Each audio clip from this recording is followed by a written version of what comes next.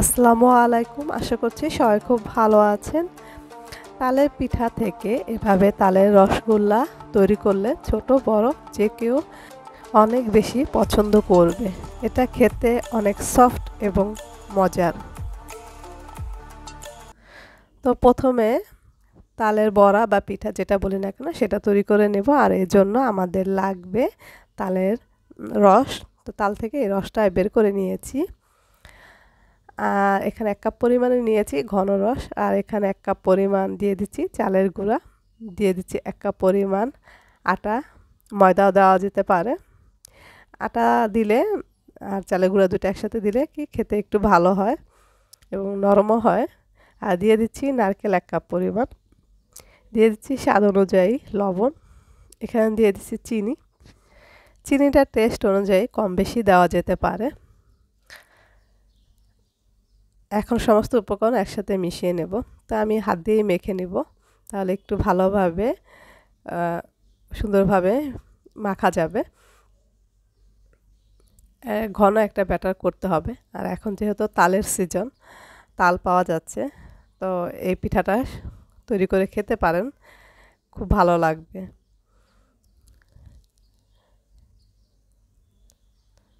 কিছুক্ষণ এভাবে মেখে একটা নরম ব্যাটার তৈরি করে নেব। আর এখানে দিয়ে দিচ্ছি কিছুটা খাওয়ার সোডা। তো এরকম একটা ব্যাটার তৈরি করতে হবে।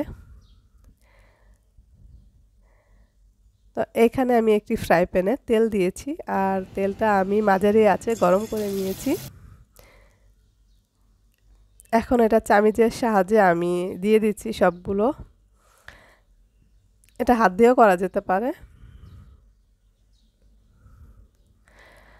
তো যারা আমার রেসিপিটি দেখছেন, যদি ভালো লেগে থাকে প্লিজ আমার চ্যানেলটিকে সাবস্ক্রাইব করতে পারেন এবং সেই সাথে একটি লাইক দিয়ে দিবেন। তো লাল হয়ে আসলে আমরা এটাকে তুলে নেব।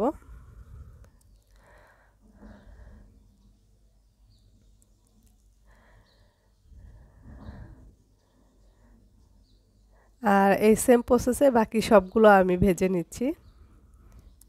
এখন আমি হাত দিয়ে দিয়ে দিচ্ছি, হাত দিয়ে আরও তাড়াতাড়ি দেওয়া যাচ্ছে। আর তালের এই পিঠাটা কিন্তু খেতে অনেকেই পছন্দ করে, আমারও খুব ভালো লাগে। তো 1 কাপ তাল দিয়ে কিন্তু অনেকগুলো তালের বড়া তৈরি হয়ে গেল। আটা দেওয়ার কারণে কিন্তু অনেকটা সফট হয়েছে, খেতে কিন্তু খুবই মজার হয়েছে।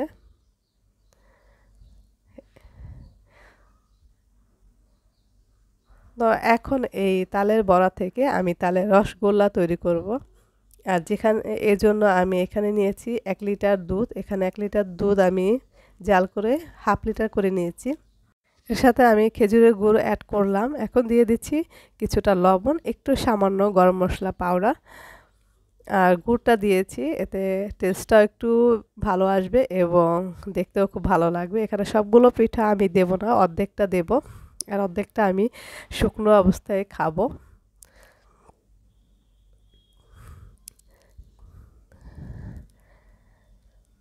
আর এটা আমি রেখে দিচ্ছি 10 মিনিটের জন্য। 10 মিনিট আমি রান্না করে নেব। 10 মিনিট এভাবে রান্না করার পরে পিঠাগুলো কিন্তু অনেক বেশি সফট হয়ে যাবে এবং খেতে কিন্তু খুবই ভালো লাগবে। এখন চুলার আঁচটা বন্ধ করে দিয়ে আমি ঠান্ডা হয়ে যাওয়ার জন্য অপেক্ষা করব। তো তৈরি হয়ে গেল তালের রসগোল্লা। এটা কিন্তু খেতে খুবই সফট এবং ভীষণ মজার, একবার ট্রাই করে দেখতে পারেন। এখন আমার মেয়ে খাবে। আর ভিডিওটি আজকে এই পর্যন্তই থাকলো। ভালো লেগে থাকলে আমার চ্যানেলটিকে সাবস্ক্রাইব করে পাশে থাকবেন।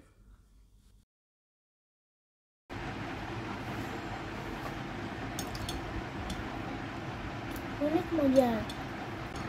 এটা যে তালের, এই যে তালের জিনিস, এটা বোঝাই যাচ্ছে না। মানুষ এটা তাল না, একটা রসমালাই খাচ্ছি,